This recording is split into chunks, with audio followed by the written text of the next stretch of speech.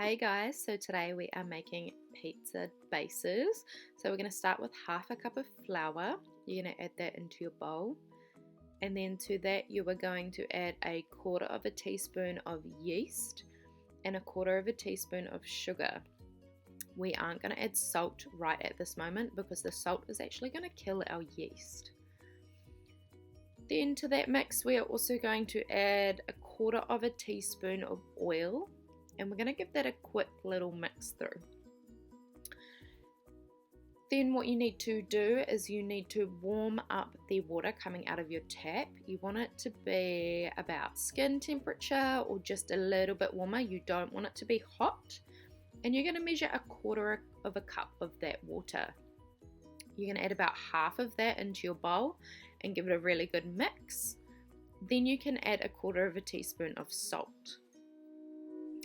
You'll see I need to add a little bit more water to get it to form a ball, but I don't need the entire quarter of a cup. So just be very wary of that. You don't want to add the whole quarter of a cup too fast because you will end up with a gluey sort of dough that you're going to have to add more flour to fix.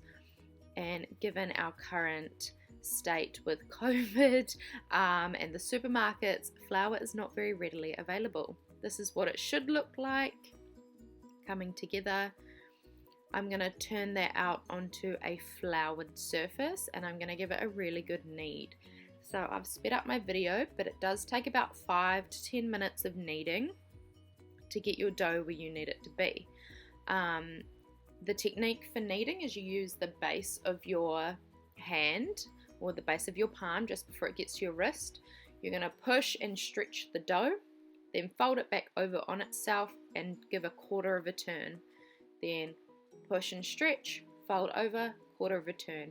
And you continue that until it becomes nice and elasticy and smooth. See, I gave it a bit of a stretch and it wasn't really stretching. So I go back and give it another go. The reason we do this is we need to stretch the gluten in the flour. This means that when the yeast does its thing and creates the gas, the gluten then has the structure to capture that gas and hold its shape or its structure instead of just collapsing. I'm now going to oil up a small bowl and then rub some oil on the dough ball and cover that with a tea towel. In the microwave, I'm going to put a glass of water that's about half full and I'm going to heat that for a minute.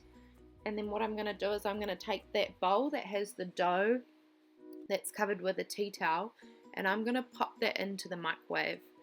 I'm not going to turn the microwave on. The residual heat from that glass of water is going to help that yeast to rise.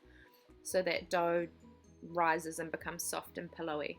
So again, we're not turning the microwave on when the dough is in, but then you're going to repeat that with your baking soda dough. So there's my yeast dough and my baking soda dough after about an hour of rising or leavening.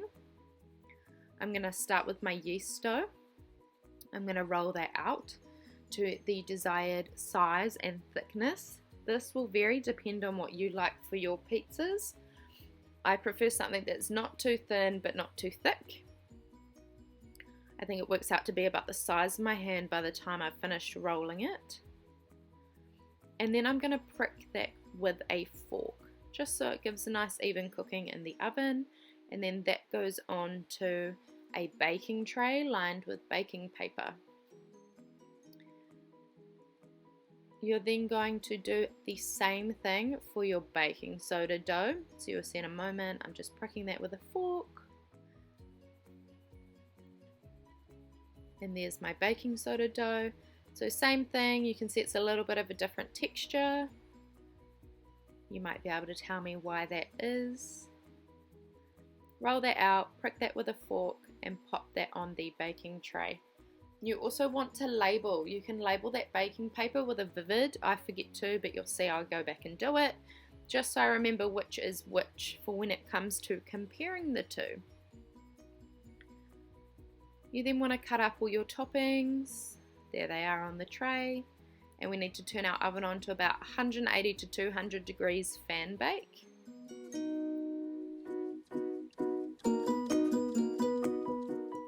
These These are all my toppings. I have salami, ham, mozzarella, red onion, chorizo, pizza sauce, mushrooms, and capsicum. It's up to you what toppings you put on yours. So I always start with the pizza sauce, spread that out, and then I'm going to go in with my mushrooms. There I am, just labeling it. I'll put my mushrooms on, and then I go up from there. Then I do capsicum, and then red onion goes on top of that, followed by the meats. So I think I do the chorizo, and then I do the salami, and then the ham, or it might be the other way around. Doesn't really matter which way you want to do it. If you are going to do things like chicken, I suggest that it's cooked chicken, because it won't have time to fully cook in the oven, and we don't want anyone getting sick.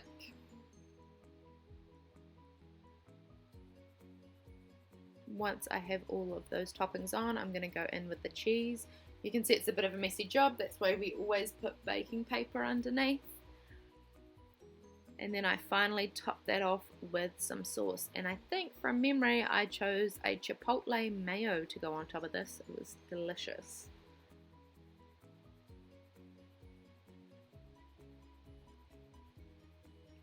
You're going to pop them in the oven. They may take about 10 to 15 minutes. And they're going to be nice and golden when you pull them out, ready for you to enjoy. Just make sure those bases aren't doughy by lifting them up. Have a taste and compare the two. Thank you so much for watching. I hope you enjoy.